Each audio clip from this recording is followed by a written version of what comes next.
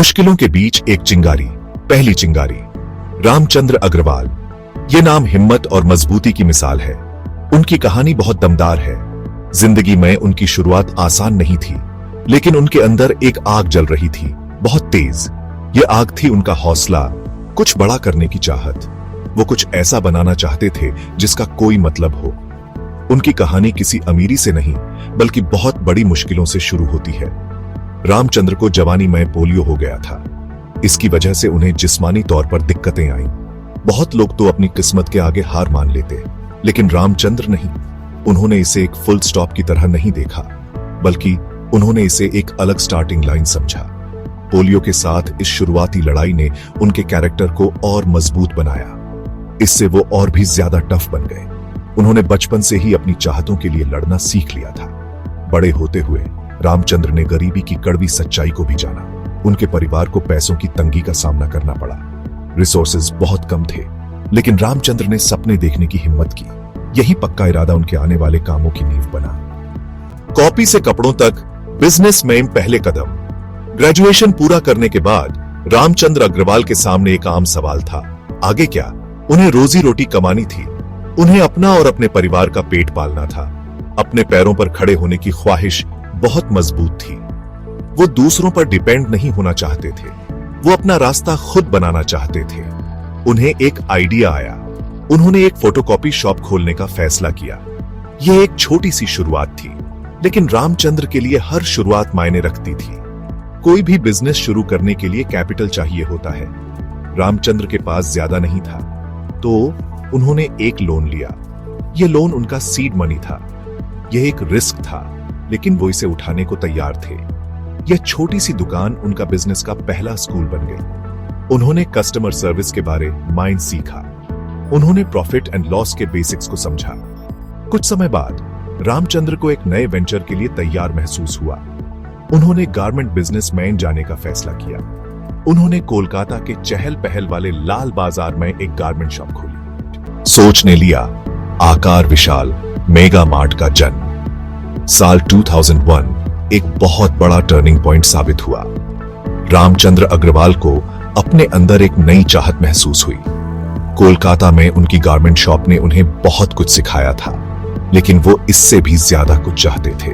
उन्होंने एक ऐसा रिटेल फॉर्मेट सोचा जो और भी ज्यादा लोगों की जरूरतें पूरी कर सके।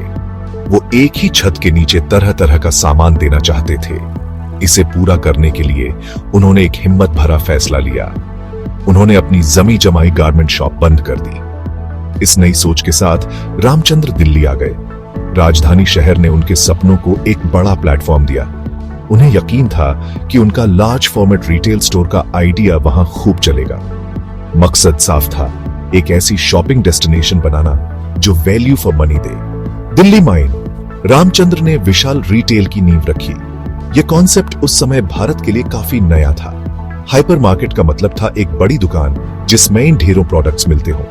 ग्रोसरीज से लेकर अपैरल तक, घर के सामान से लेकर इलेक्ट्रॉनिक्स तक। वो कन्वीनियंस और अफोर्डेबिलिटी देना चाहते थे। विशाल नाम का मतलब ही होता है बड़ा या फैला हुआ। यह उनकी बड़ी सोच को एकदम सही दिखाता था। ऊंची उड़ान, फिर एक तूफान, विशाल रोलर कोस्टर। विशाल मेगामार्ट बहुत तेजी से फैलने लगा। भारत के अलग अलग शहरों में एक के बाद एक स्टोर खुलने लगे। यह ब्रांड जल्द ही कई घरों में जाना पहचाना नाम बन गया। लोगों को एक ही छत के नीचे अपनी जरूरत की हर चीज मिलना बहुत पसंद आया। सस्ती कीमत वाली स्ट्रैटेजी भारतीय मिडिल क्लास को बहुत भाई। रामचंद्र अग्रवाल का वैल्यू रिटेल का सपना एक जबरदस्त सक्सेस साबित हो रहा था। उन्होंने एक बड़े मार्केट सेगमेंट को सक्सेसफुली पकड़ लिया था। कंपनी तेजी से ग्रोथ कर रही थी और उसका फ्यूचर बहुत शानदार लग रहा था। लेकिन बिजनेस की दुनिया अक्सर अनप्रेडिक्टेबल होती है। 2008 में एक ग्लोबल फाइनेंशियल क्राइसिस ने दुनिया भर के स्टॉक मार्केट्स को हिला दिया। भारत भी इसके असर से बच नहीं पाया। क्रैश का कई बिजनेसेस पर बहुत बुरा असर पड़ा और विशाल मेगा मार्ट भी इस आर्थिक उथल पुथल में फंस गया। कंपनी जो तेजी से फैल रही थी, अचानक भारी फाइनेंशियल प्रेशर में आ गई। वो सपना जो इतनी ऊंची उड़ान भर चुका था, अब अपनी सबसे बड़ी परीक्षा का सामना कर रहा था। स्टॉक मार्केट क्रैश के नतीजे विशाल मेगा मार्ट के लिए बहुत भयानक थे। कंपनी को भारी नुकसान हुआ, करीब 750 करोड़ रुपए का। यह एक बहुत बड़ा झटका था। कर्ज का बोझ बहुत ज्यादा हो गया। रामचंद्र अग्रवाल के सामने एक बहुत मुश्किल हालात थे।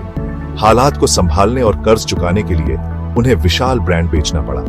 यह 70 करोड़ रुपए में बिका। विशाल मेगामार्ट का बिकना रामचंद्र अग्रवाल के लिए एक बड़ा झटका था।